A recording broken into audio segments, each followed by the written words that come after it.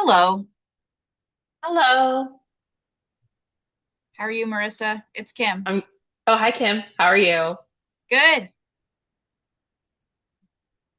That's good. Oh, I need to go put my cats out of the room because they're gonna crawl in I front know of that my all too camera all well. night. All right, I'll be right back. Okay. Marissa, I'm Doug with Hi, the Red Doug. Cross as well. I'll be doing some presentations with Oh, Kimberly tonight. perfect. Thank you so much. Yeah, we really our, appreciate you both for being here tonight. And yeah, we're excited. our Definitely pleasure. a very important topic. Our pleasure. We love doing stuff like this, and we know how important it is to keep people safe. So Absolutely. Yeah, thank you both for being here. Been looking forward to this. Yeah, us too, honestly. Yeah, and I feel like I hate to say it, but like it's good timing. We're getting into the hot weather and you know, things happen during warm weather. Yeah, that's true. Yeah. Do you know if anyone who has registered tonight may have been affected by the hazmat incident in Garden Grove? I don't know specifically. I do know I go to the Braille Institute in Anaheim. They Mhm. actually ended up closing just out of precaution the Got week of it. everything that was going on. But I had a Yeah. fellow student that had to evacuate. Wow. But I don't know if he's on this call. He does Okay. occasionally come to FFB events. Got it. Yeah, that was quite the event. I'm sure you guys had your hands absolutely. full. It was a little bit crazy there for a while. Yeah, yeah.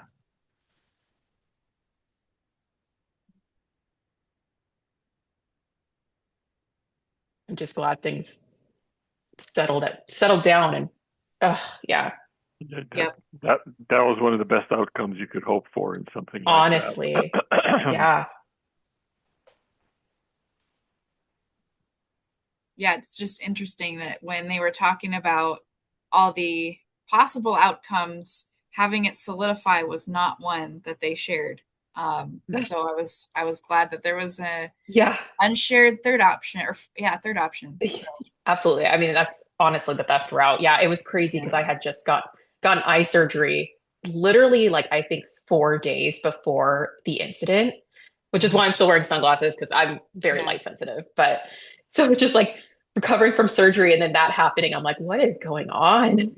yeah, Thankfully, we live far enough away because we're in Orange, but I mean, it's close enough that I just don't even want to know what would Yeah. happen if the worst case scenario. Hello, hello. Hi, Sheena. hello. Hi. Who all's here? We Oh, have Kim and Doug from Red Cross. hello. Hi there. I think there's a couple more people on the call too. Okay, yeah, I see.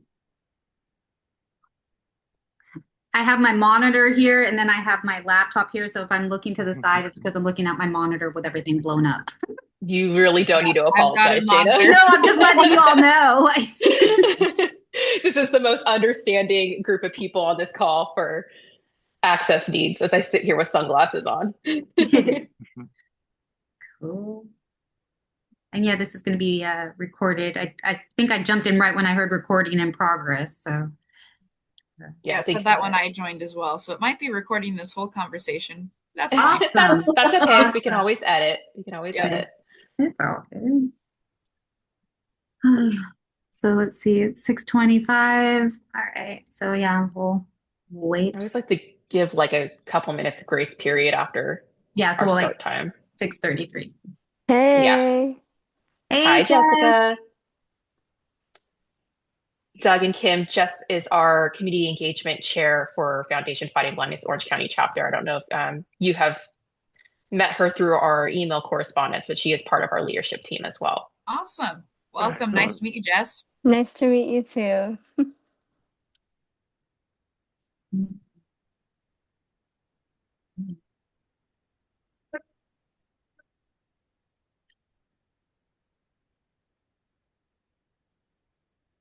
And thank you for sending that checklist, planning on sending that. to everybody as like a follow-up email. Figured that would be the Perfect. best. Yeah. Yeah.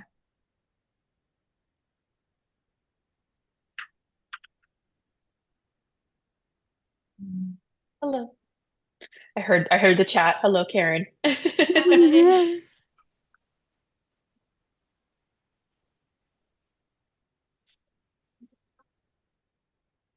Yeah, I think we have quite a number of people from our Los Angeles region of Foundation Fighting Blindness. So it's very Awesome. exciting.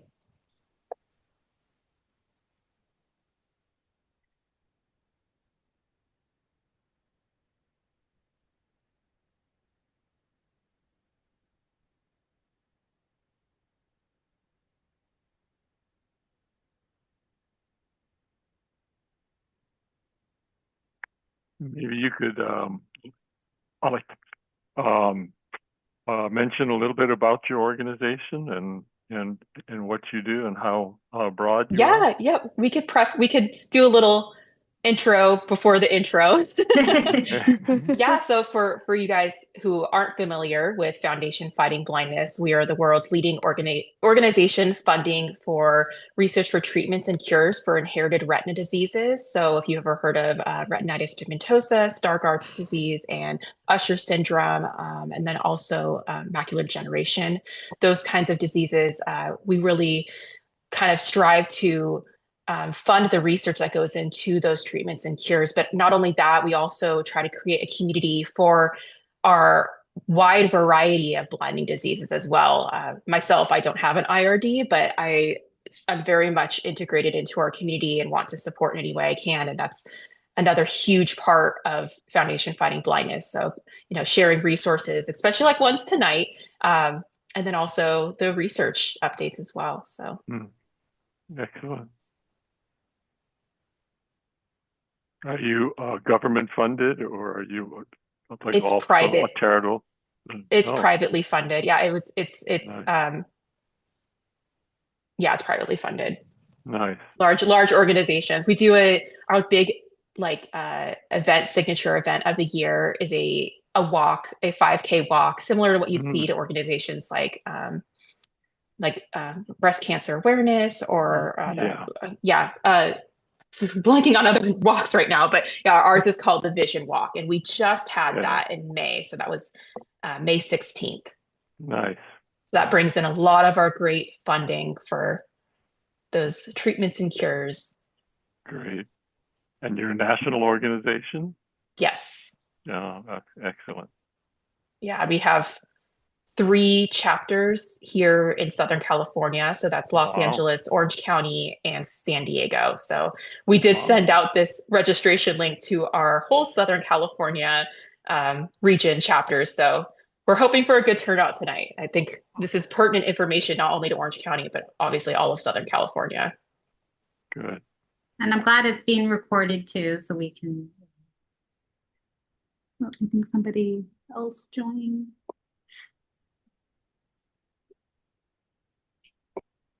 And thank you all for muting yourselves. It makes my life easier having to instead of putting my face up to the screen and mute you all. Yeah, I was definitely going to put that out there in my when we get things started as well.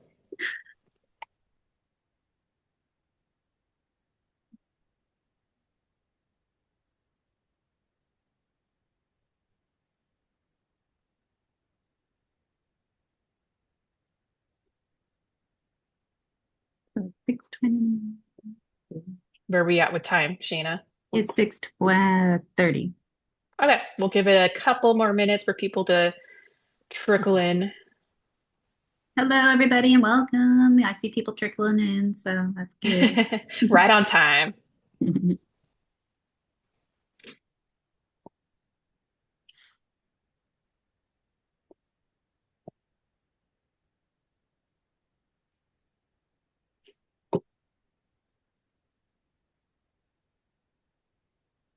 I think it would be good. I mean, we could start now. Yeah, 6:30. Yeah, it's just the intro. Yeah. Yeah.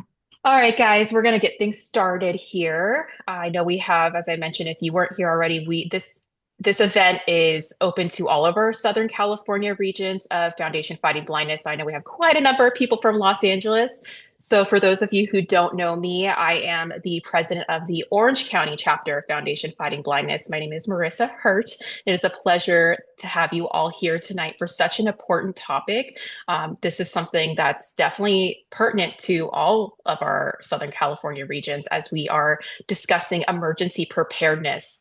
I know we face earthquakes and wildfires, and not only is this important information for the general public, but I think it's incredibly important for our blind and low vision community. It's really important to be prepared. I know having systems in place is the key to success for our lives, and that's what this is about. So we have Doug and Kim from our local Red Cross chapter that's going to go over all things emergency preparedness, the steps, the best practices, and then we will end with our own Orange County Vice President, Shayna Castle. She's going to kind of blend what Red Cross has presented with her lived experience as someone with low vision and giving best practices that might blend those two together. And then we'll end with a Q&A after that. But we asked during the presentation, if you could please mute yourself and save all questions to that end for the Q&A.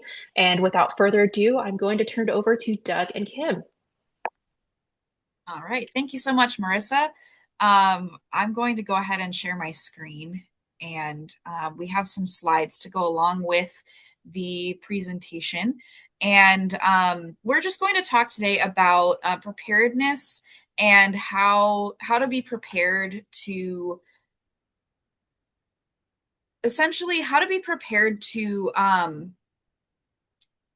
be self-sufficient during an emergency. So when an emergency happens, you're ready to face all the challenges that you may see, that we kind of anticipate what we might experience during an emergency, and we're able to move forward and get back to where we were. So my name is Kim, and I am the preparedness manager for the American Red Cross Southern California region. So we cover almost all of Southern California. I have a counterpart in LA, in the LA region, and I'll let my counterpart introduce himself.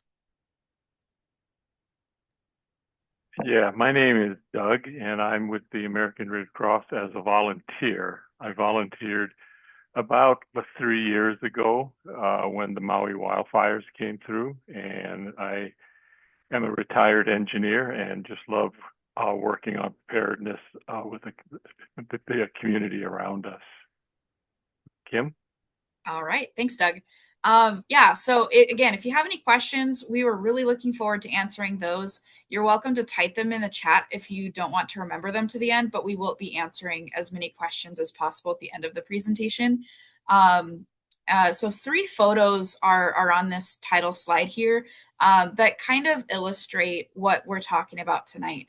The largest photo shows a Red Cross disaster trailer in a parking lot. It is open and supplies are being unloaded for the shelter. And in the background, there's a wildfire burning on the hill.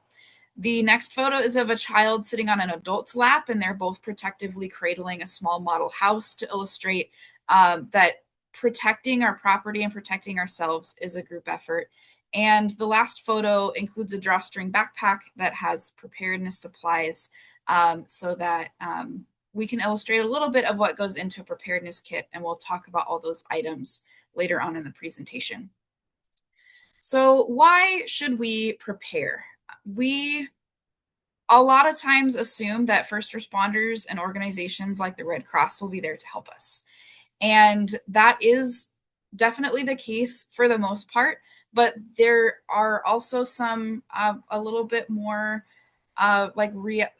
reality is disasters affect everyone. Disasters that are widespread in Southern California will also affect the first responders and the Red Cross, and it could impede our effort to help others. A lot of our disasters are more small in scale, but there are some disasters that may affect a larger area of our region, and we need to be ready to face everything. We need to be ready for any kind of disaster. Disasters happen all the time, and they can happen without warning and affect any community. We normally call something a disaster if our normal response systems are overwhelmed, and our normal response systems, such as our fire, police, hospitals, even the Red Cross, are overwhelmed. People are hurt and property is damaged or destroyed. Most of the systems that we've listed are staffed typically for our day-to-day operations. So the first few hours or days after a disaster, it's going to be a little bit difficult to get our teams mobilized if we have a wide area that has been affected. And we see these disasters affect every community every year. So we see hurricanes on the East Coast. We see tornadoes in the Midwest. Actually, there have been several tornadoes already this season. And we see floods, we see winter storms, we see wildfires burn thousands of square miles. We have that a lot here in Southern California. And we also see home fires impact thousands of households every year.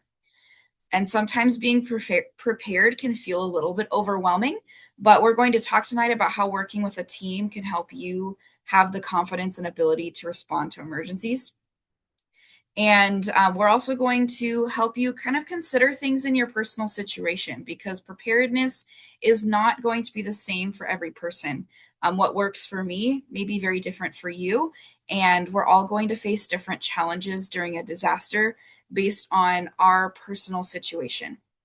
And so we're going to talk about how we can each be prepared for ourselves, and we can also reach out and find help from our trusted friends and loved ones, and offer help to those who may need it as well. So we have here a map on our screen that shows the 2024 billion-dollar disasters. So in this year, 2024, we saw about 27 separate disasters that each caused $1 billion or more in damage each. 2023 had the record high of 28 disasters, so 2024 almost tied that record. And then in 2025, so last calendar year, we don't have a map for that, but we saw 23 disasters that reached or exceeded the threshold of $1 billion. So we see these 27 disasters each have kind of their own little icon here. We have 9 severe storms, such as damaging windstorms. We have 6 tornado outbreaks, 5 hurricanes, including Helene and Milton. I'm sure you heard about those on the news in 2024. We had 2 hailstorms, 2 cold waves, 1 severe flood, and 1 wildfire complex in New Mexico. So California was lucky in 2024. And if a map had been created by the National Weather Service for the year 2025, it would have included the Los Angeles wildfires, and it also would have included 21 separate severe weather outbreaks, such as tornadoes and damaging wind, and a year-long drought in the West that has caused quite a bit of economic hardship in that area. So we've had 20 disasters at least or more in the 2020s.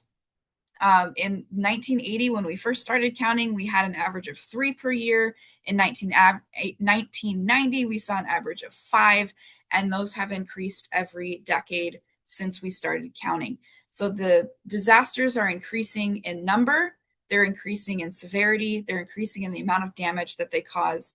And that's why it's really important for each of us to be prepared for ourselves so that we can face these hazards.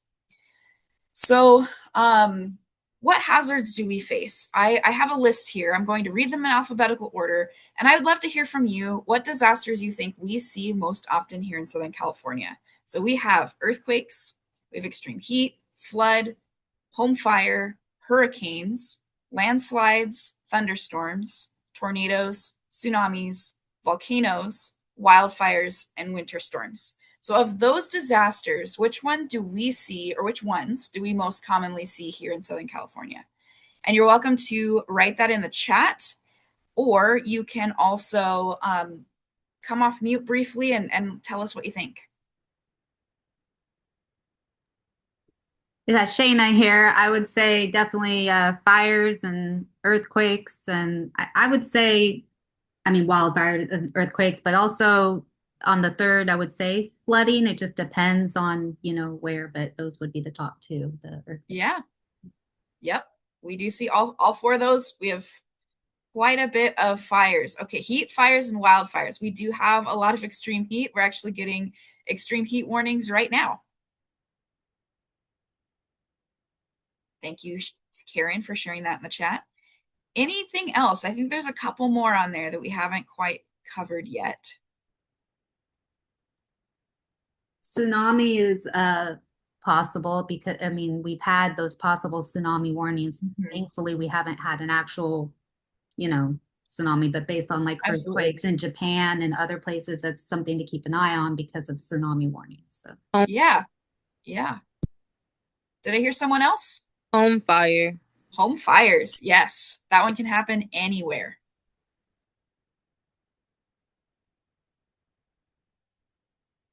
Anything else? Any other? Oh, we've got one in the chat. Landslides. Yes. We do see landslides here in Southern California. Thankfully, they are a little bit more rare than some of the other disasters that are listed on here, but landslides are a possibility. Thank you, Cameron. So we do see quite a few of these disasters here in Southern California. So we have earthquakes. We got that. That's a big one here. We have extreme heat. We have floods. We have home fires, landslides, wildfires, and winter storm. The only reason that tsunami is not listed up there is because it doesn't affect Southern California as a whole. Now, if you're going to visit the beach or if you live on the coast, you probably need to prepare for tsunamis. So that is something we should keep in mind, although it's not necessarily a widespread and common disaster here. But winter storms is one that we didn't quite get. And that's because our winter storms look quite a bit different here in Southern California. They kind of go a little bit more hand in hand with flooding. Although we do see a lot of what we call atmospheric rivers, where it just kind of floods in from the ocean. We get a lot of rain dumped all at once, and that's where you can see some landslides. You can see some urban flooding. We get flash floods. So that's what we would consider a winter storm here in Southern California. We don't really get snow, although we do see some frequent hazards. So we're going to talk about these hazards today. We're going to talk specifically about how we can prepare for each one of these hazards today, not specifically, but as a whole. Make sure I got all my notes here. So it is up to each of us to be ready to respond to disasters. We do not want to count on receiving help right away, because as we've talked about, our first responders, they're typically only staffed for our day-to-day operations, and so it might take a few hours, a few days to really get ready to provide that widespread help. But we can still count on ourselves. We can count on our neighbors. We can count on even our household, and we want to be ready to help those individuals as well. So the first few days after the disaster, we're going to have our supplies, we're going to have our plans, we're going to be able to rely on ourselves and our support network if we need extra help. So we're going to talk about all of that today. Being prepared before an emergency occurs helps us stay safe during an emergency. It helps us adapt to any challenges that we might face, and it will also help us recover quickly and get back on our feet afterwards. Because if we know what's coming, if we know what to expect, we can anticipate those challenges, we can be flexible in our responses, and we can make sure that we're safe. So the picture on the screen shows a young girl holding a Red Cross cleanup bucket. Those are often distributed after floods. After the first few days, organizations like the Red Cross and our partners will be able to mobilize volunteers from across the United States to provide relief during and after widespread disasters. So when we're talking about, hey, the Red Cross may not be able to help, we're looking at those really big, when they're talking about the big one, that big earthquake that may happen, that's what we're talking about. If we're looking at something like the Garden Grove hazmat response, it's a little bit more narrow, specific to an area, though it did have a lot of impact to a lot of people. We're able to bring in more local resources in that case. So before a disaster, we want to assess our needs. So let's talk about let's imagine we have an earthquake that's damaged at least to our area. Our home may be unsafe due to flooding, roof damage, structural issues, smoke or mold. Our living space may be disrupted. We may have furniture that has moved during the earthquake. We may have broken items on the floor and hazards caused by broken pipes, wires, or debris. We may have our predictable navigation paths altered or blocked. We may not have power for medical devices, elevators, cooking, or keeping food and medicines cold. Our home may not have heat or air conditioning. In addition, we may not have Wi-Fi. Our cell phone towers may be damaged or flooded with calls and unable to handle the extra volume, meaning communication could be difficult. The absence of power and Wi-Fi can also affect the usage of screen readers and talking medical devices. You may not have clean water for drinking, cooking, and cleaning. Roads may be blocked, damaged, or clogged by extra traffic. Stores, pharmacies, and healthcare facilities may close, or you may not be able to get to them. Support team members or caregivers may not be able to get to you right away.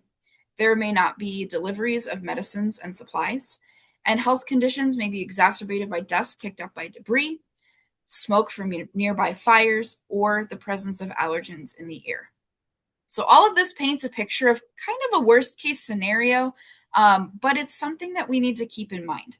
So if anything that I said kind of sparked a, wow, I didn't think about that, or hey, I may need to be prepared for that. That's what we're going to think about today, and we're going to give you tools and resources so that you can continue to think about how you can be prepared for those disruptions to your routines, how you can consider what you need and things that you can be prepared for.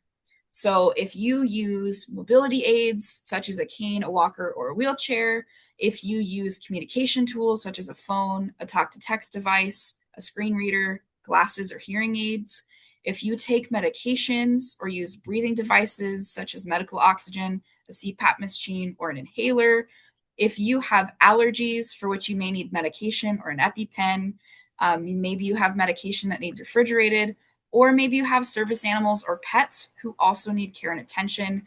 These are all things that we need to think about, things that we need and need to come up with solutions to before we face a disaster. So while we would love to be able to support ourselves and be self-sufficient, sometimes we may need a little bit of extra help. So we're going to put this one up at the front, and then we're going to talk about all the ways that we can be prepared for ourselves and our households. Based on your needs, you may have that some extra needs that you can't do during a disaster. If you don't have power, or if you don't have certain devices or medications, you may need some people to come in and help you with your regular routine. And so you can consider some trusted sources, maybe some family members, neighbors, friends. Maybe you have some healthcare providers, colleagues, faith-based groups, service providers, and social service organizations that are all kind of in your inner circle or in your sphere of influence, people who may be able to step in and help with any gaps that you have. You want to sit down with those members and talk to them about ways that you would need help, not the ways that they think that you need help, but the ways that they can actually help you. You want to write down your plan and provide it to all of your support team in multiple formats, such as Braille, audio recording, or screen reader friendly digital files. We want to keep it updated and discuss how we can be flexible if things change. We can always come up with plans before a disaster, but we always need to be flexible just in case the situation turns out a little bit differently than we imagined. So we need to make sure that each of our team members understands their role in the plan. And we want to only invite those people that we really trust to be part of it, and make sure each of those members are also prepared. Because if they're not prepared themselves, they're going to start relying on you and your preparedness, and you're ready for yourself and your household, but we don't want to add extra people because that could overburden our preparedness plans. All right. So we're going to talk about making plans to stay safe. So the next few slides are going to talk about different responses that we may have to different disasters. So we may only have minutes to make a decision about whether we're going to evacuate, stay in a safe place, or stay home, or shelter where we are. So we're going to look at each of them in detail coming up here. So for evacuating, if your home won't be safe when a disaster happens, or if a disaster occurs and you are in a place that's not safe, you may need to evacuate and go to a safe place. We need to answer some questions before we're ready to evacuate. We need to identify where we're going to go, And there are some options that you can think about. So maybe you would go to a hotel. Maybe you have a hotel that you know well, that you can get yourself to in the event of an emergency. Maybe you have friends, family members, or loved ones that you can stay with. Maybe you would come to a Red Cross or a partner run shelter and you would stay there in the event of an emergency. If you're interested in learning more about what to expect at a shelter, you can go to www.redcross.org/shelter, and that will kind of talk a little bit about what to expect. But when there are actually shelters open, that website will list all of those addresses so that you can get yourself there. If we're evacuating, we also need to know how we're going to get there.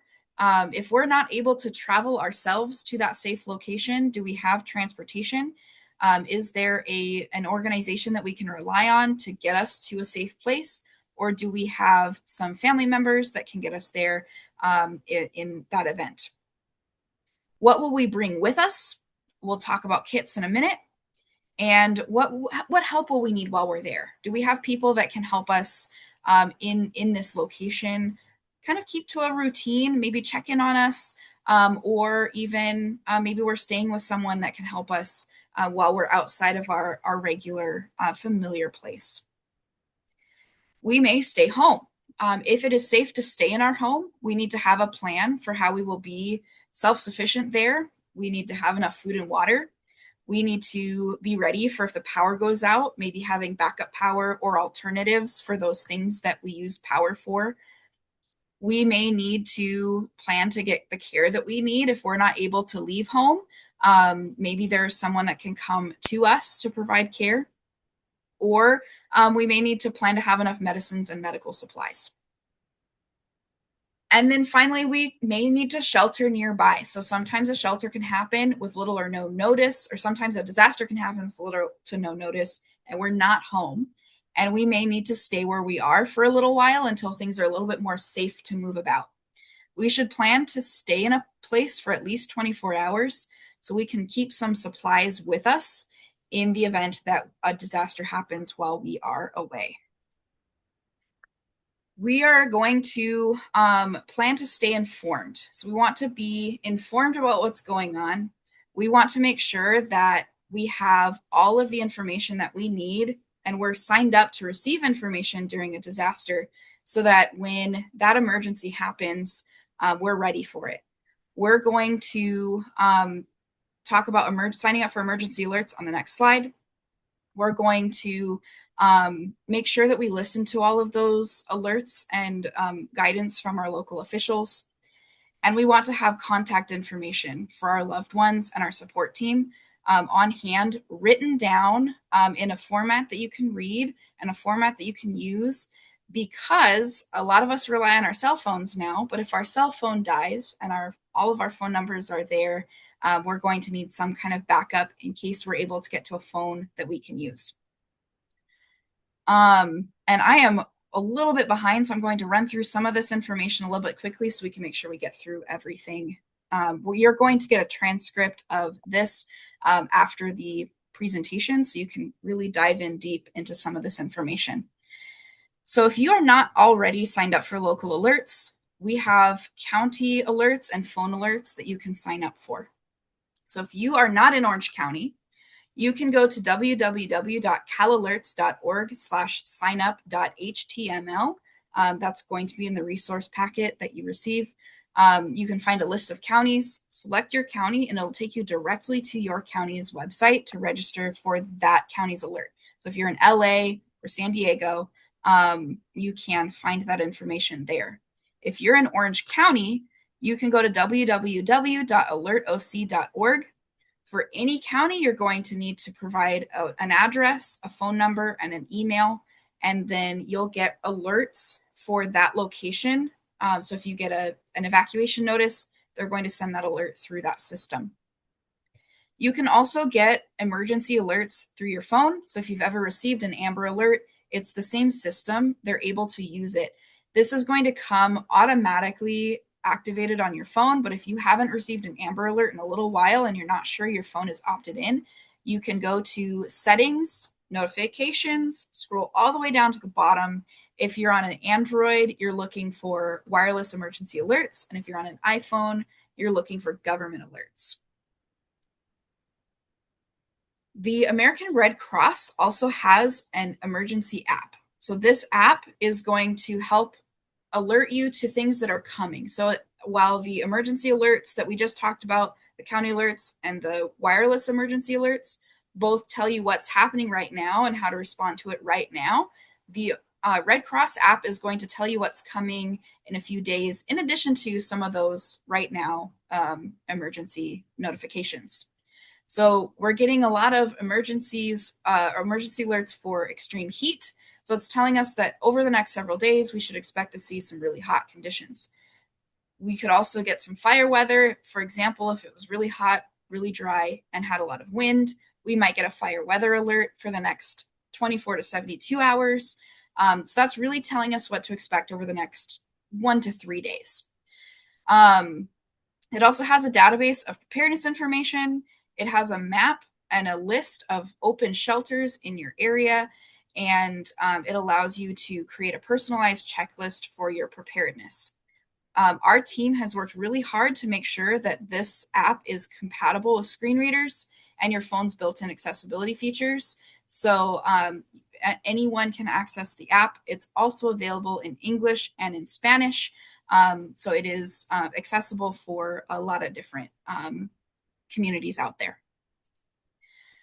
So gather emergency supplies. We're going to talk about emergency kits for a few slides now, and then I'm going to turn things over to Doug to talk about planning and talk about the documents that you may need as well. So you're going to need to prepare emergency supplies for your household, and we want you to have two kinds of kits. We want you to make sure that you have a household kit, and that kit's going to have items for all the disasters that you can expect in your area.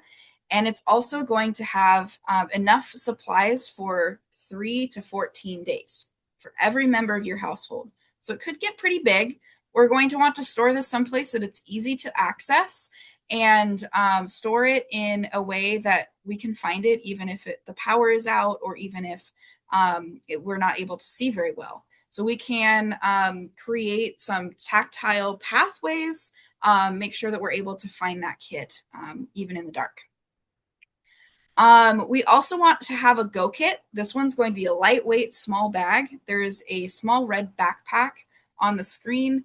That's something that you could use, just a little thing that's easy to find and it's easy to carry. And that go kit is what we're going to use to take if we have to evacuate. So that one's going to have 3 days of supplies for each member of your household. And that's going to be the thing that gets you through those first few days after you've been evacuated, so that you have all your medications, you have a little bit of food, you have some communication supplies, some extra accessibility tools, and things like that. So while your stay-at-home kit has up to 2 weeks of supplies, your go kit is really small. It's just got 3 days, and that's it, because it's something that we need to be able to pack in the car or take with us as we leave really quickly. So we'll talk about the items that need to go in this kit as we go. So here's a list of example supplies. So some supplies that we want to put in our kit might include we've got some necessities here. So we want some water. We're going to have to put 1 gallon of water per person per day, including our pets. They're also going to need water. This water is for drinking, it's for hygiene, it's for cleaning, it's for cooking. We want to have some food, non-perishable, easy to prepare, something that we can put together without power, without gas, and potentially without access to our kitchen or access to our refrigerator. We want to keep personal, financial, and medical records safe and easy to access. We want hard copies or securely backed up to like a cloud or something like that. We want a first aid kit. We're going to need a copy of our prescriptions, backup battery power for any devices that we may have, including our cell phones, emergency battery powered radio. So this is something that's either battery operated, crank operated, or solar operated. There's a lot of different emergency radios out there that you can purchase and put in your kit for this occasion. You can include maybe a backup cell phone with chargers. A cell phone that doesn't have a SIM card can still make emergency calls, but make sure that you also have chargers for your current phone.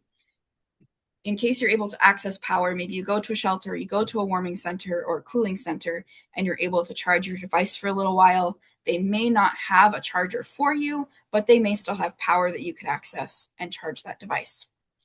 You can include tools and safety items, personal hygiene items, a change of clothes, a flashlight with extra batteries, protective gear such as an N95 mask in case of dust or wildfire smoke. We want to have supplies for our pets, cash and keys, comfort items, and current photos of our loved ones. So those are kind of the essentials. We want to start with what we need every day, what we use on a regular basis, put extra items. If you have things that you use all the time, buy an extra one next time you go to the store, or find an extra one that's just laying around and not being used right now. Put that in your emergency kit. And what that does is make sure everything that you need right away is close together and it's all in one place so that you can access that during an emergency. Once we have all the basics put together, we want to customize our kit to all of our needs. We're going to add to our kit based off of our health or medical needs, and we may need to plan for potential changes to those needs due to the disaster.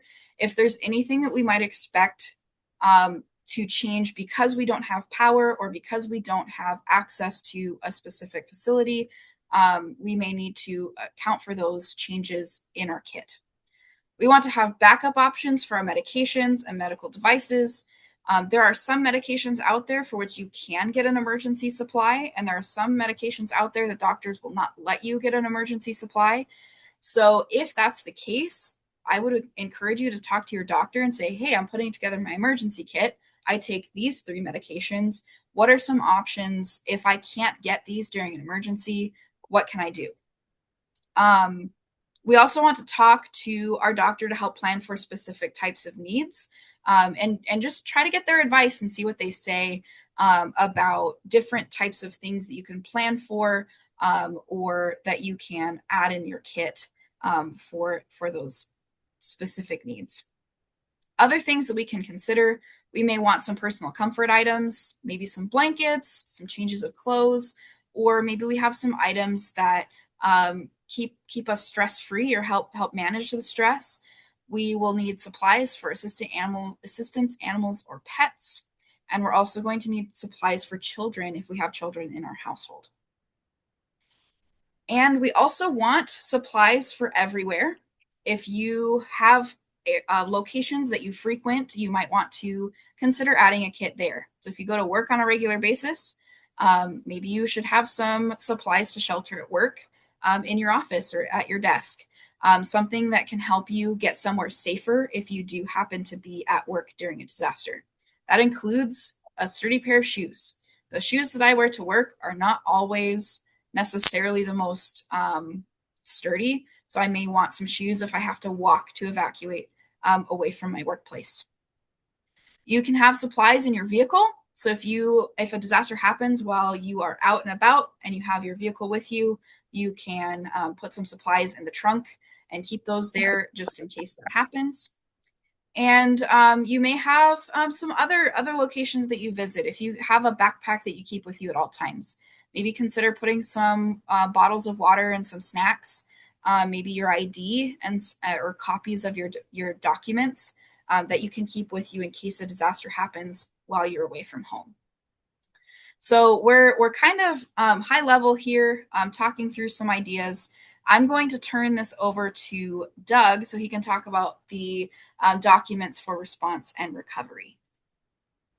Thank you, Kim. That's all very good information that you gave us. What I'm going to be talking about now is about the documents for response, almost like in recovery. When you have a disaster, you are going to need your documents for identification and receiving continuous care.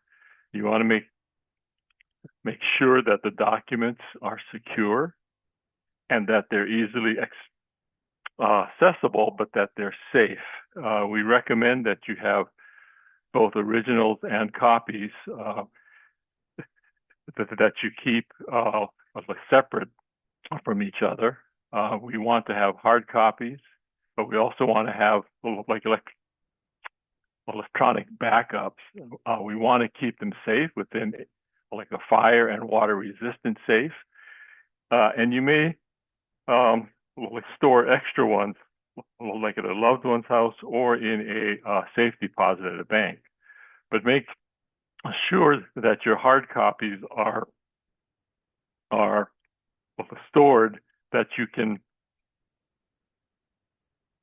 prevent like damage from water, fire, or age.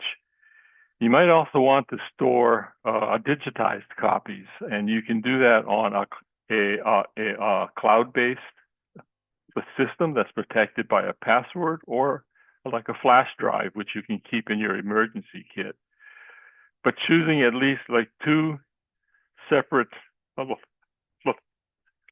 storage places would ensure that you have the documents if like damage occurs. And at least one member of your support team ought to know where the documents are and where, what like to look for like during a disaster, in case you can't retrieve them yourselves. Now in recovery, like if you have like these documents, you can qualify more easily and quickly for aid, like through FEMA and like other organizations. You can reach your banks like for funds. You can notify like insurance agents for claims, and you can contact like people who can repair like your property and restore the routine of your life. On the next couple of slides, we're going to have like a discussion about the kinds of like documents you should keep in case of a disaster. And on this particular slide, in the upper right-hand corner, a woman is reviewing those documents at the kitchen table. So next slide, Kim. So let's talk about household documents. There are like 2 kinds of documents that you want to keep. One is contact information. Most of us would keep our contact info on our phones, but that may not be available to us during a disaster. So it's important that we have contact info that you will need in recovery, which includes your team members, your neighbors, your landlords, and your like mortgage contacts, like providers of the services, the community groups, maybe some nonprofits who are helping in the recovery, and even your house of worship. You want to have that contact information written down and on your person and with another person if possible. You also want to have like records such as your like your ID, your driver's license, your social security cards, green cards, work IDs if you have those, like birth certificates. All of those kinds of documents will become essential, like to help during your recovery.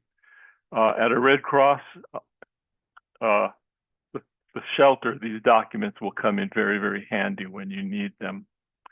Next slide, Kim. Let's talk a moment about medical documents. You'll want to have, once again, contact information of your doctor, your pharmacy, your healthcare service like providers, your like medical equipment like providers if you have to have CPAPs or wheelchairs or things like that, and your insurance like provider. You want to be able to contact all of those in the time of an emergency. You also want to have your medical records, which includes like insurance cards, your Medicare, Medicaid card, your record of like okay, um, um, um, the immunizations, um, like your allergies, like service agreements, your list of medications, all of those kinds of things you want to have handy and available to you. Many of these needs that you will have, which looks like your prescriptions and things, the Red Cross can provide help when you're at a like shelter with that they can help you with prescriptions, with replacing glasses and things like that. And that's why you want to have all of those documents available with you. And that'll help in the process. Next slide, Kim. Financial and legal documents. In addition, we need to think about the financial and the legal records that we need for our home, for property which we own, for banking income, for bills, insurance, investments, rentals, attorneys, and wills, all of these things. A few examples: contact information for sources of income, like the benefits, like your employer, the HR department that you can call if you're not going to be available to work. You may need those creditors like the utility companies, your mortgage and those things. You want to have contact for all of those organizations that you need like to reach like during these disasters. Insurance policies, tax records, wills and trusts, bank and investments.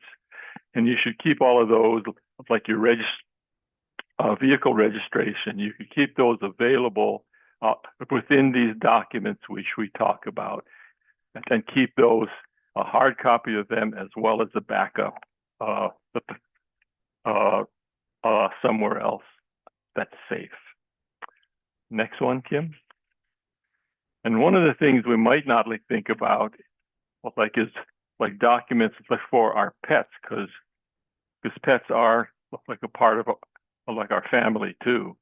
You may want to have the contacts on you're a veterinarian, and you want to have records which includes the vaccinations and prescriptions and registration tags and certifications for emotional support animals. Next one, Kim.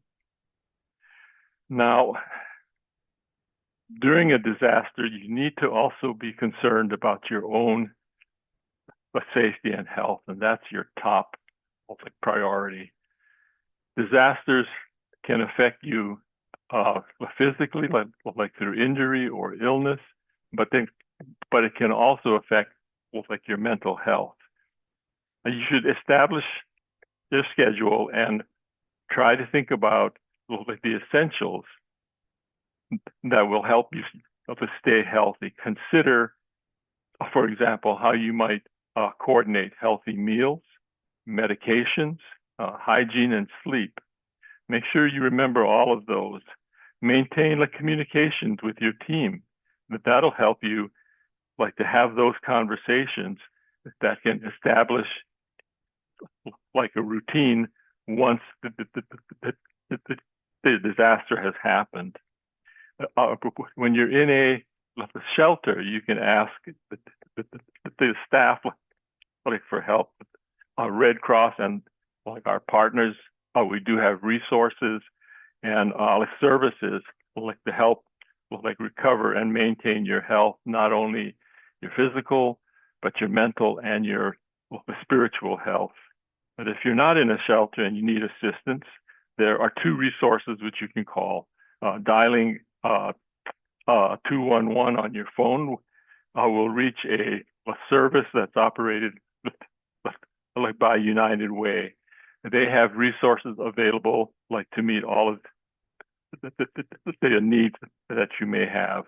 But then you can also call the Red Cross at 1-800-RED Cross. If you've evacuated from your home, you might be prepared to contact and like other medical providers, like than the one which you normally would use because they may not be available. And also, when you return home, only like do so when you're told it's like safe, like to do so. Next slide. That was during a disaster, but after a disaster, you should check with your doctor concerning any health impacts which you may have, like injuries. It could also be, for example, like breathing impacts, like from mold and dust, which is released like in smoke, like during a disaster. You will also want to like renew like your medications and your supplies and your assistive devices. And you'll want to reestablish a schedule with your care providers. And once again, like I mentioned, we have a mental health support line if you need it, and you can call that toll free at 1-800-985-5990 if you need any mental health assistance. Next one, Kim.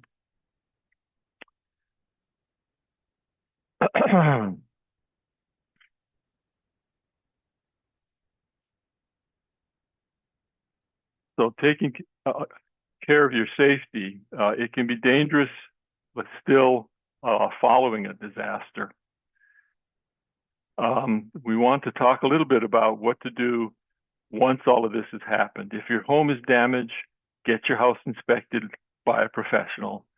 Remember to have like patience and take time, even though you're going to want to feel that you've got to recover quickly. Remember, this will be a process and it will take a while. After a disaster, there's many like scammers and thieves and other criminals which may take advantage of you. That's happened up in the LA wildfires we've seen. Work only with trusted sources and safeguard your personal and financial information. Never accept rides from anyone who you don't know. And if you need transportation, reach out to the Red Cross or to 211. Don't work alone on like cleaning up, and always wear protective clothing. Use flashlights and not candles, as there could be gas released like during like a disaster, which could cause fires. Now with food, if it has been thawed, gotten wet, or has been non-refrigerated for over a few hours, it can be dangerous. And so when in doubt, get rid of it and throw it out. And carbon monoxide is always an issue, and be prepared like to monitor for that. Do not use generators and grills or camp stoves when you're in your home. Always use them outside. Next slide, Kim. We want to talk about pets a little bit. Remember, these are members of your household, and you want to add to your kit all of the things that they are going to need, like leashes and carriers and crates, certain toys, and any food, water, and medications. Your animals will also need a gallon a day. And tailor your plan. As you're thinking about where you might evacuate to, identify pet-friendly shelters that will accept your pets and assign responsibility for evacuation of your pet to a member of your support team, that they would then know where that pet is. Remember, even though we have shelters at our shelters that we provide, I will still be responsible for the daily care of those animals, like walking and feeding. And so be aware that you need all of those supplies. When it's safe for your pet, learn about what are the expectations for evacuation. And you can do that at redcross.org/prepare. The picture on this particular slide shows a husky that's being fed treats at the owner's table within a shelter. Next slide, Kim. So make preparations that'll work for you. No matter what the disaster, you should be ready to respond appropriately to challenges. And what I mean by that is, as an example, if you're considering wildfires in your preparation, you might need a breathing apparatus because of the smoke. Also, when you have an earthquake, maybe a breathing apparatus because of the dust and things like that. You might want to customize your kits and get those items covered. We've talked about in general what you can do to prepare, but you need to think about what is right for you. What do you need in your solutions? One of the things I always recommend to people is that many times you will be challenged mentally and spiritually, and therefore you might want to have, for example, some books or documents concerning your faith that you want to have nearby. So think about that as you prepare your kit. You want to be as self-sufficient as possible, but don't be afraid to ask for help from the Red Cross, first responders, and other organizations which are there to help you. Next slide, Kim, please. So we're coming to the end of the presentation. This slide contains a photo of a volunteer that's testing a smoke alarm. Next slide, please. This is an action checklist of the things which we've talked about, and let's just review those. Form your personal support team. That's an important one. That's a very critical one. Sign up for your local emergency alerts like Alert OC or the Red Cross app.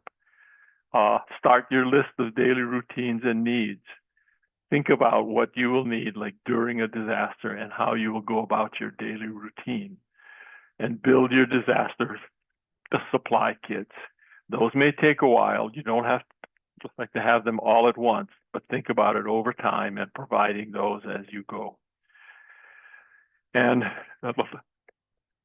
to create a plan for disasters common to your area that you'll know how to respond when a disaster strikes. Like if you live near the beach, you might want to think about tsunamis, whereas if you live in the mountains, you might want to think about landslides and those kinds of things.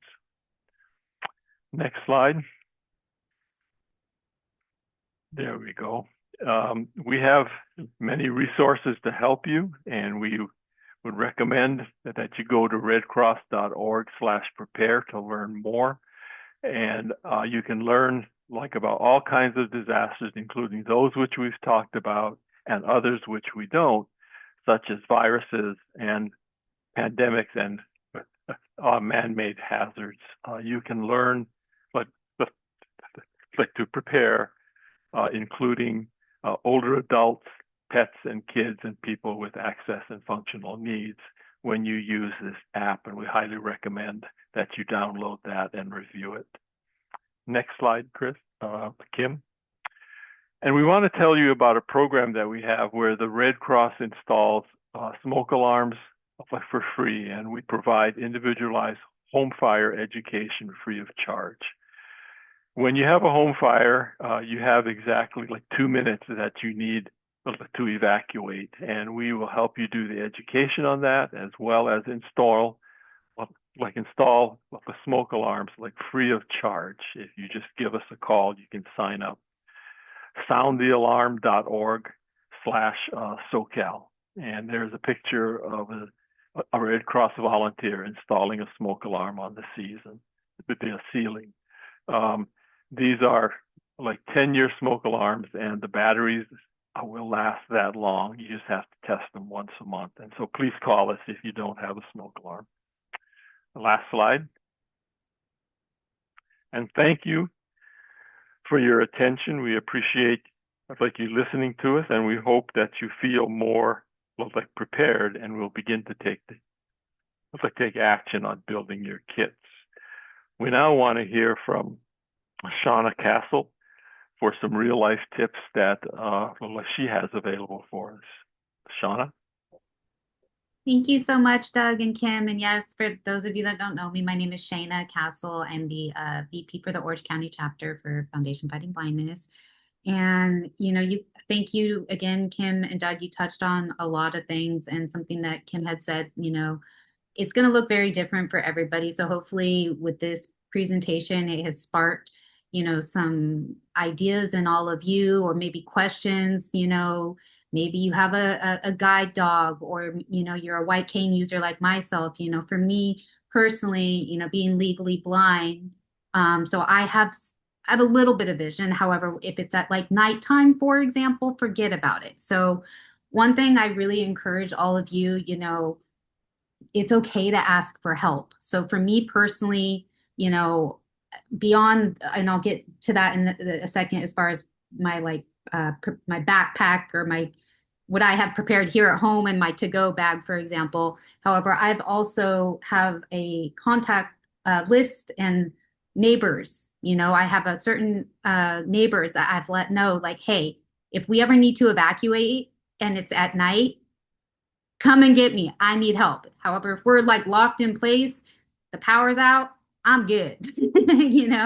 But as far as with the different stuff in my backpack and things that have worked for me. So for example, let's just say there's a really impactful, large earthquake. You got to think, okay, things may be, rearranged or moved, or, for example. And for myself, I rely on things being in a certain place, correct? So for me personally, I have quite a few white canes, but I specifically have a white cane at the front door. I keep a white cane next to my bed as well. I have socks that have like a rough, how do I explain it? They're not normal socks. And I have a pair of shoes next to my bed as well as at the front door, because you never know. Now, if you have like a bedpost, what I would strongly recommend, because I don't have a bedpost, but if you have a bedpost, strongly recommend to tie up in a bag with like a pair of shoes, maybe some extra clothes, and the white cane, because that way you know exactly where it is. I have, I think, was it Doug or Kim, you had, talked about flashlights. Maybe a flashlight may not work for you. For me, it does. I have this LED, it's a very powerful flashlight. I keep one next to my bed. I always keep one in my purse. I have one all over the place, including in my backpack. Now, another thing that I would strongly recommend that I keep in my bag, and I recommend for everybody, is a life straw. If you're not familiar with it, you can look it up. It literally is to filter water. I think it holds up to, like, as far as the shelf span is like 1,000 gallons of water. It filters out everything, truly. And it's amazing. You can get it on Amazon. It's called a life straw. And another thing that I would recommend to have that is so simple, because when you think of food, I think people overthink it, with like canned foods, which can be kind of bulky. For me, I have these little, individual protein packets I have Chobani, I have some from Arbonne, because they're non-perishable. So when you think of foods, you want to think of non-perishable foods. I also have some right here. It's like red beans and rice, where you literally just add water. A lot of the stuff that I've gotten, like with this red beans and my tactical backpack that has everything in it. And I'm still building, because sometimes things will come to me. I'm like, oh, I want to add this to that. Uh, Big Five is where I got a lot of my stuff, and just Amazon. Another thing I recommend to get is a whistle. Don't overthink it. I got my whistle on Amazon. I'm not going to blow it too loud, but like you never know. You may be in some type of situation where they can't hear you, and you blow the whistle so they can hear for whether the emergency response, for example. And I that is probably the main thing I would say as far as with like labeling, something that I've been doing for myself, with like labeling certain things like my different like food packets, for example, and keeping the shelf life. I have really bold with my Sharpie, really bold on there. I would strongly recommend for those who are Braille users to, start thinking outside the box and think creatively of how you can utilize your Braille label, for example, to label things. Another thing, just real quick, and then now, because I want to open up the floor for Q&A, because I could go on and on about this, y'all. I'm very passionate about this. I say, don't be scared, be prepared. I have gallons of jugs of water placed in my condo here. I have packets of water as well in my to-go bag and my backpack. And I make sure I have a collapsible bowl for my cat and canned food all ready to go for him. Guide dog users, think about the little shoe booties, like keeping things, there may be shard glass or something, for example. These are all things that we don't necessarily think about until we're caught up in the moment. So I strongly encourage those, who use the white cane, depending on how usable vision you have, if you have a guide dog, what would you need, in case of like a disaster hits, for example. So that is pretty much it for me. I have a copy of all my records, like as far as like my birth certificate. I think Doug, you had mentioned the documents. So I keep that in my big tactical backpack anyways, because I'm like, if I need it, I know where it is. If I need to go, I know where it is, and having the copies of that as well. So that is pretty much it for me that I really wanted to touch on. And I'd love to, one last thing with the resources and the checklist that you all provided. I will myself, or I think maybe Xavier, will be sending you all a follow-up email with the checklist so you have a copy of it, all the different resources and the numbers that Doug had listed. So with that being said, I'd love to open up for Q&A to anybody that has any questions or whatnot.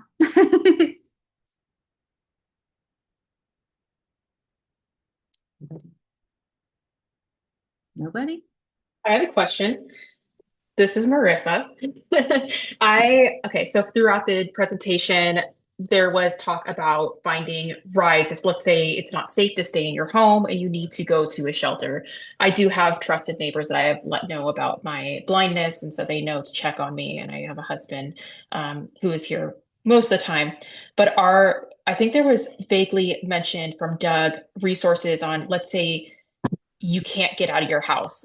What were those resources again? Because I mean, within our community, I'd say like 98% of us don't drive. I'm actually not sure exactly what those resources are at this point, but I do know. So we saw a lot of people or a lot of organizations stepping up during the Garden Grove hazmat incident, where there were people that couldn't get out of their area. They didn't have cars, they couldn't drive. And that's where the city and the county really step up, and they'll bring out buses. They'll help people get from where they are to a local evacuation center or a Red Cross shelter. And then when we're trying to get everybody back home, the shelters are closing, the evacuation orders have been lifted. We're working really closely with our partners in the county and the city to help those in our shelters who can't get home. And a lot of times it's different every time. It's whoever's available to help at the point. But we also have worked in partnership with Uber in the past, where we get a code that we can use, and you can go request an Uber at a discounted rate or for free in some cases, with a specific code that the Red Cross is given for use. So there are a lot of different solutions to that. But there are solutions out there, and there are people out there that can help. If you're not sure what might be available in your area, I'd recommend reaching out to your local emergency manager and finding out if they have a plan to help people evacuate who don't have vehicles, and see what they say. Awesome. Thank you. Great question. And I also wanted to return to something because I realized we didn't have a specific slide for communication. I think it was buried in a slide that I kind of shortened. And so I missed talking about communication, which is actually a really big part of being prepared, or at least knowing what to expect is about communication during a disaster. If you are not able to communicate with your loved ones, a lot of times phones may not work like we expect. We can try to make local calls, but everybody else is trying to make local calls. And so sometimes we just can't connect with our loved ones. And so in that case, there are several options that you can use to be able to get back in touch with your loved ones. And one of those is having like an out-of-state contact, someone who does not live in the immediate vicinity, who can relay information back to the loved ones that are local. Because sometimes when we're trying to make local calls, and a long distance call will still get out while local calls may fail.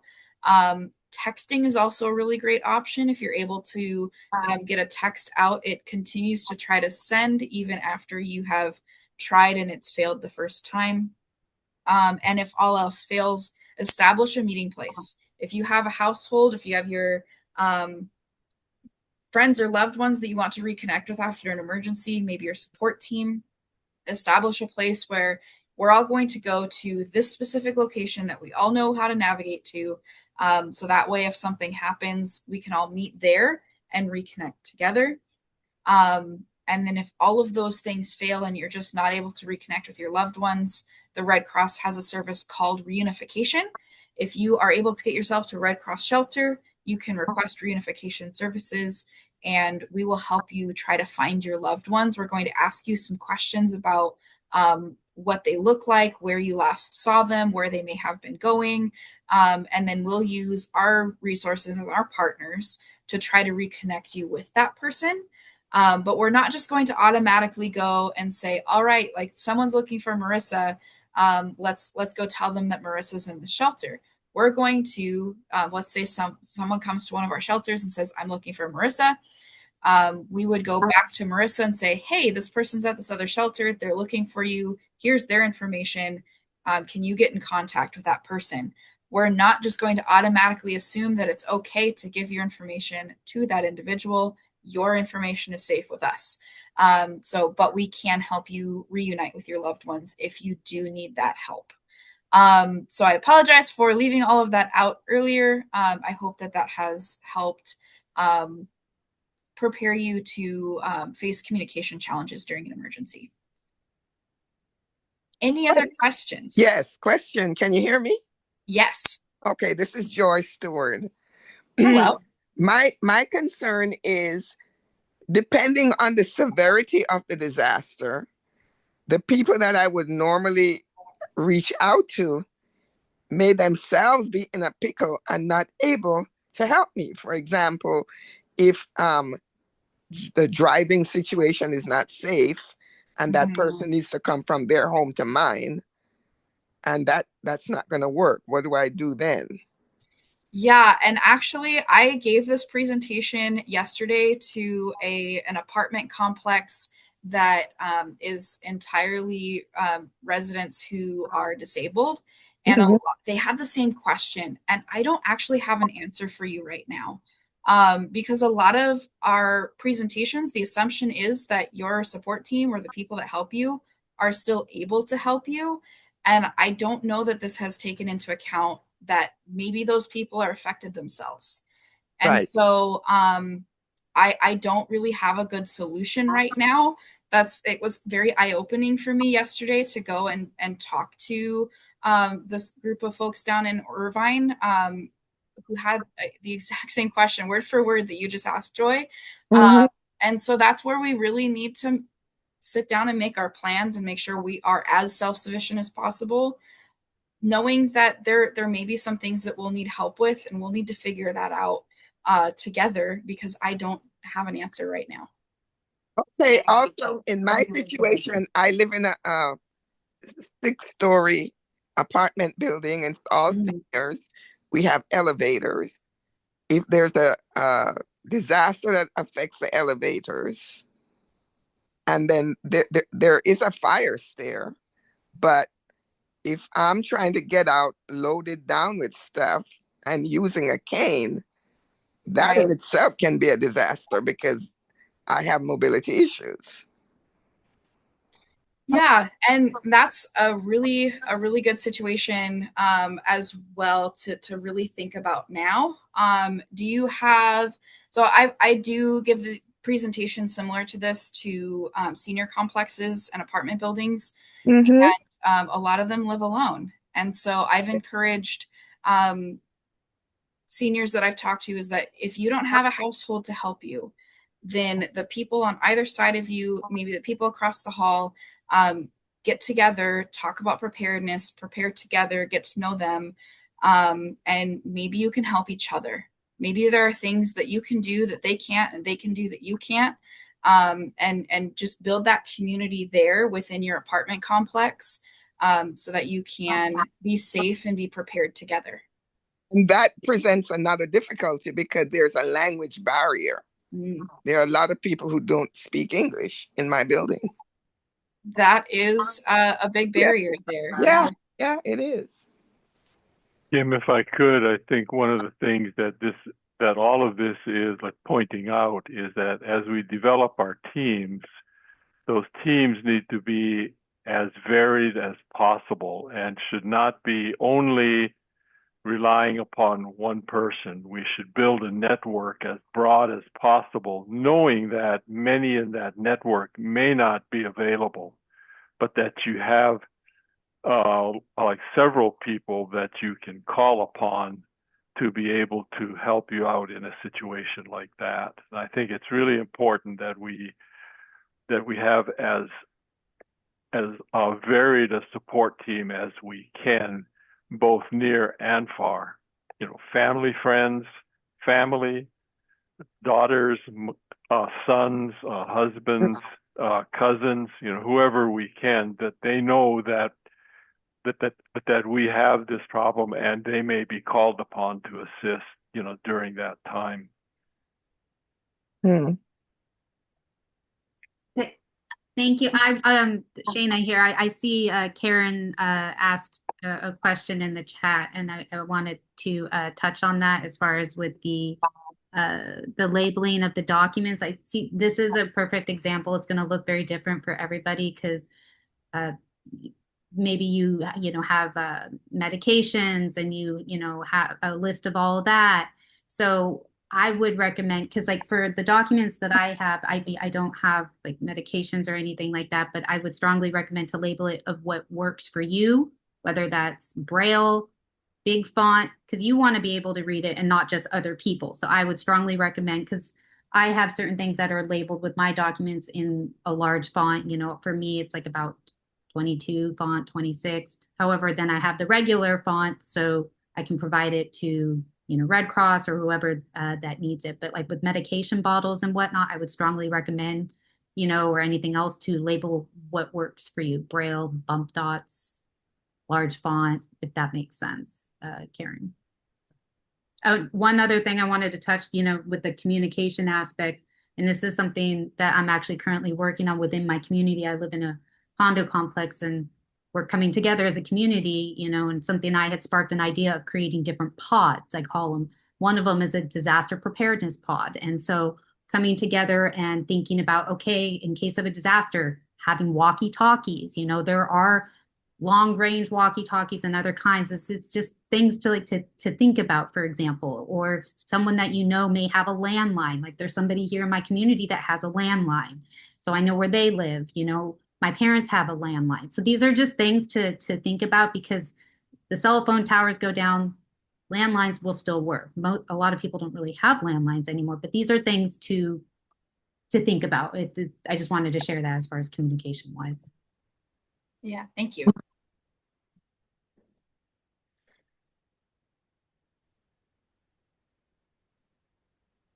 And kind of returning back to the apartment complex for just a moment, if you are able to speak to your property manager and ask them for their emergency plan, that could help you determine what they're planning to do if they have a plan. And I hope that they do. They're required to. What their plan is can help you determine what your response can be as well, to work within what they've already planned, and help you move forward from there, kind of starting from here's their plan and I'm going to add on to it for myself. Okay, good idea. Yeah, thank you for asking. Great questions, Joy. Mhm. Yeah, Joey, these are great questions, and I think it's for anybody that lives in an apartment complex, a condo, you know, I don't know how comfortable you are with, or if you know your neighbors. I like to say, you know thy neighbor, love thy neighbor, and that's something that I'm literally currently dealing with and coming together as a community in all aspects, including, you know, disaster preparedness, you know, and maybe even, you know, with social media posting out there, you know, as far as like, I'm just thinking outside the box. I'm thinking out loud here as far as with like, I'm sure there are people out there that want to help locally. It's just a matter of putting it out there, coming together, creating something, you know, like a new volunteer plan, you know, for people that are not able to drive and have other, you know, disabilities, for example. And that's, you know, one thing I wanted to say, and Kim, maybe you can touch on this with OCFA. If you call the non-emergency hotline, you can actually let them know if you have any type of disability, if you're legally blind. So like I told them I'm legally blind, that's in their system in case of an emergency. They have that in their system, you know, and so I just wanted to. What is OCFA?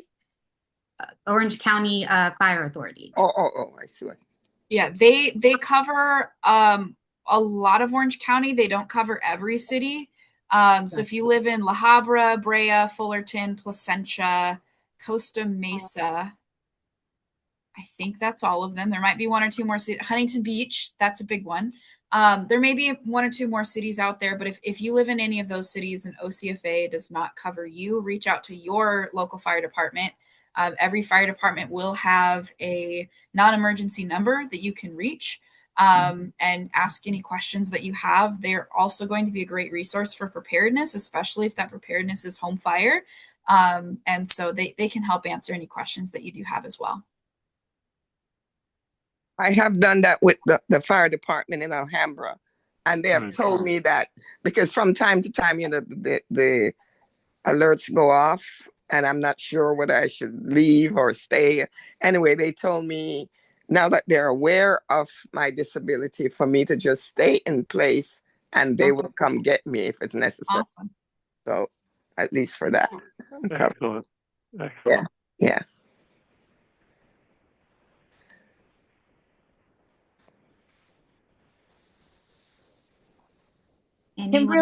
Kimberly, can I ask you a question? Do you have a sister named Maddie? I do not. Okay. All right. I just wanted to ask. Never mind. Yeah. Do I look like a Maddie that you know? Yes, you look like Maddie from Braille Institute Marketing. That's funny. Oh, No, I thought I you were only have Maddie. a brother. And so- okay, I thought you were Maddie and it said Kim. And I'm like, oh, never mind. I'm like, oh, maybe they're sisters. Okay, never mind. That's awesome. I have a Yeah. doppelganger out there. You do? Okay, I'll let her know. Okay, bye. Thank you. Thank you for everything. Thank That was very informative and helpful. Landlines, you can definitely get some good discounts from like Spectrum or any internet, I guess, or I know Spectrum for sure. Or your electricity. You can get some good landline discounts, which I'm gonna try to get as well, because a landline is definitely something important to have if you lose your only phone and you can't communicate. So Yeah. thank you. Thank you for joining us. As far as a landline, my landline is a consumer cellular, and they have a phone base that if you move, you can take the base and your phone, and anywhere you plug it in, it will work. So that's the one that I have now. All right, that's awesome. Yeah. Good.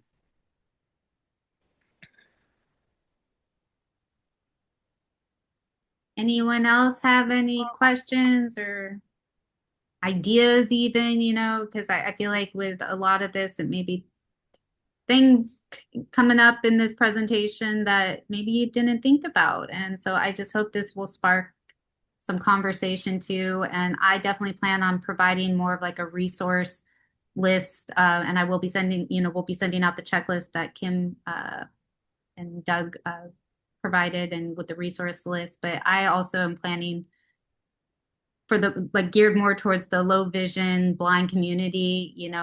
I'm planning on having workshops in the near future, so stay tuned for that as far as when it comes to natural preparedness and or disaster preparedness, and creating like a backpack or a to-go kit in your home and to go, and just sparking those ideas because it's going to look different for everybody. So yeah, awesome.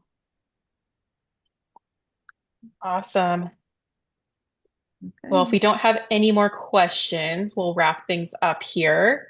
And yeah, thank you so much, Doug, Kim, and Shayna for an extremely insightful and informative presentation. As mentioned in the beginning, this is such important information, especially for Southern California with the variety of hazards that we face in our region. And so I think we are leaving this with so much to ponder and kind of get our gears turning and creating a plan. So thank you all for giving us that information. And yeah, look forward for our Orange County chapter. There will be webinars to come in the following months and some in-person events, so stay tuned.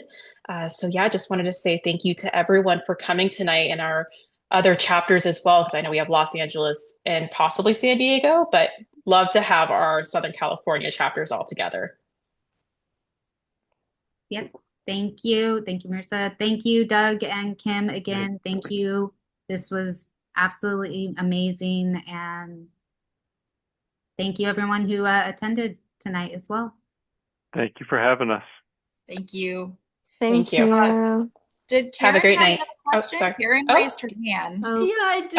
Oh, It was yeah. just Oh, a okay, quick go ahead. thing. Oh, wait, I was just curious if anyone like Shayna or others, like if you have any tips on like avoiding scams as people with disabilities, because I've been like in times where I've had people try to take advantage of me, not in a disaster situation, but I was just thinking in disasters, if that already happens, like how much more could they do for those of us?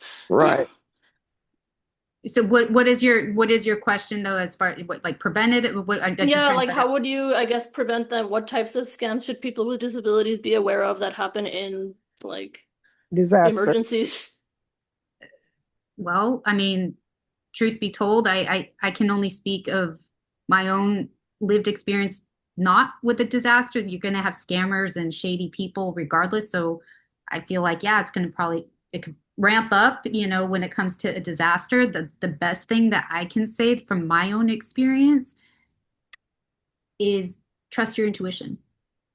If something doesn't feel right, doesn't smell right, whatever, your intuition does not lie. Do not overthink it. If somebody's like, hey, do you need a ride? I see, because they see the white cane or they see the guide dog, and it's like, for scammers, that's a vulnerability. I'll put it that way. They think they can, so again, and it's a matter of asking questions too, like, where did you say you're from?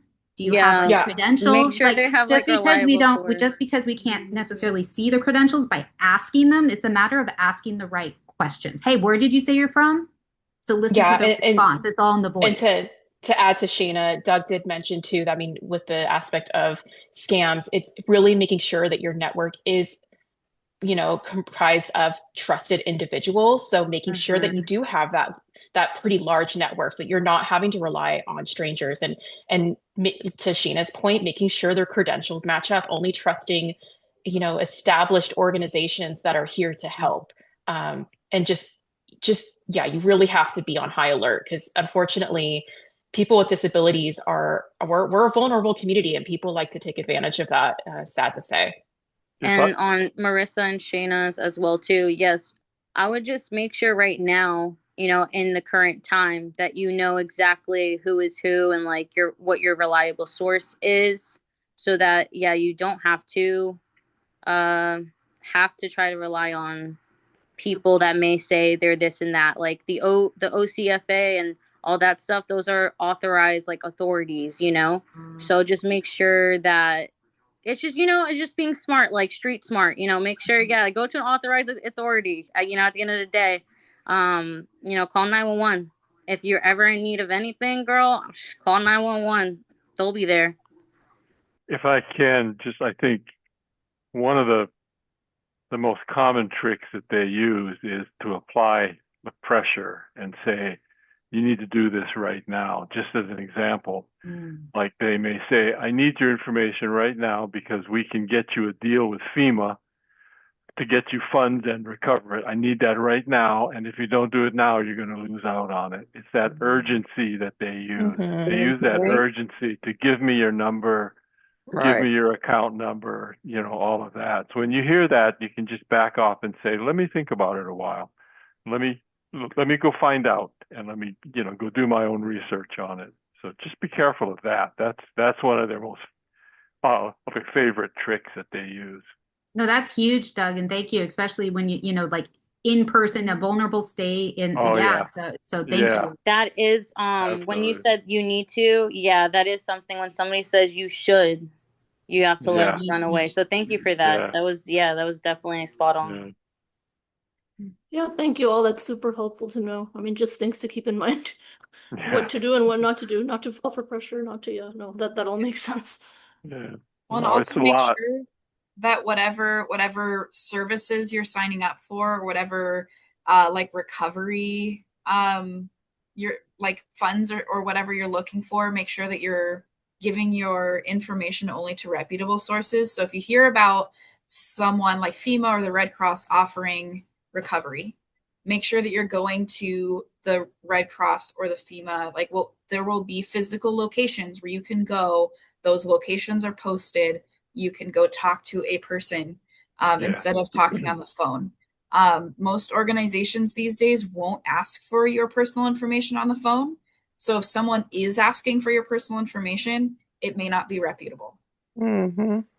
One of the things that we experienced at the LA wildfires is that, like, they did have like an event that's called a VOAD, which is Volunteers After a Disaster.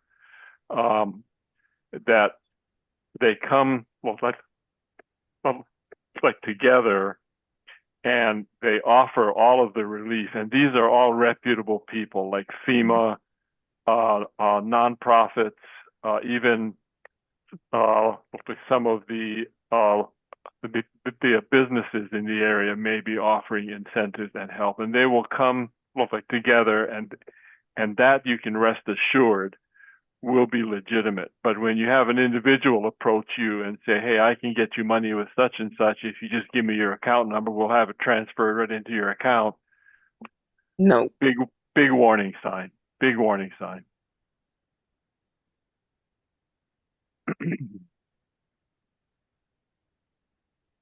Mm-hmm. Okay, well, dropping gems. Great question. Thank you. Yeah, thank you all. Yeah, anyone else before we wrap this up, or?